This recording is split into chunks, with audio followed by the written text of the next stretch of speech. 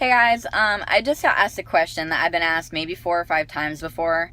So I wanted to go ahead and answer it, and the easiest way for me to do that was on a video.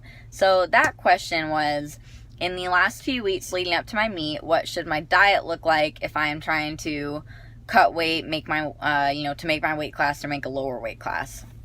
Well, the obvious answer to that is it depends. It depends on how much weight you have to lose, and it also depends on what your diet already looks like, what your training program looks like, etc.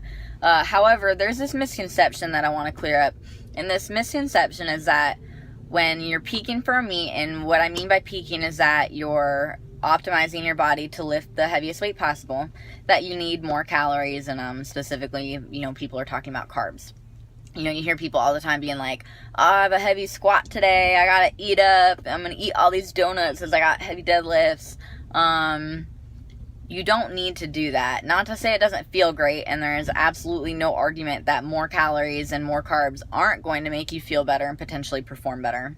However, your body's ability to recover has much more to do with your total volume, and by volume I mean the total pounds lifted via the weight sets and reps, than your intensity, and your intensity would just be like the percentage you're doing. Okay, so I hope that makes sense to you. And when you're peaking for meet, your volume should be, in most cases, significantly lower, and your intensity should be up.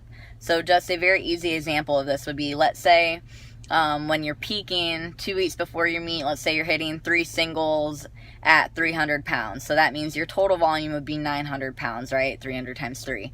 Well, let's say 10 weeks out, 10 weeks out, you're doing 200 pounds for 3 sets of 8. Well, 3 sets of 8 would be 24, so 24 times 200, you're going to be doing, almost 5,000 pounds of volume, almost 5 times more work than you are when you're peaking.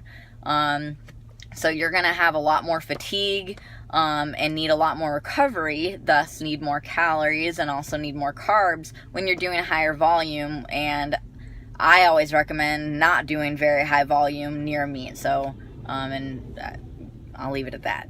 So if you're peaking properly, if you're lowering your volume and raising your intensity, you absolutely can lower calories. You absolutely can lower your carbs going into your meet. How much is going to depend on how much you have to lose and how much time you have.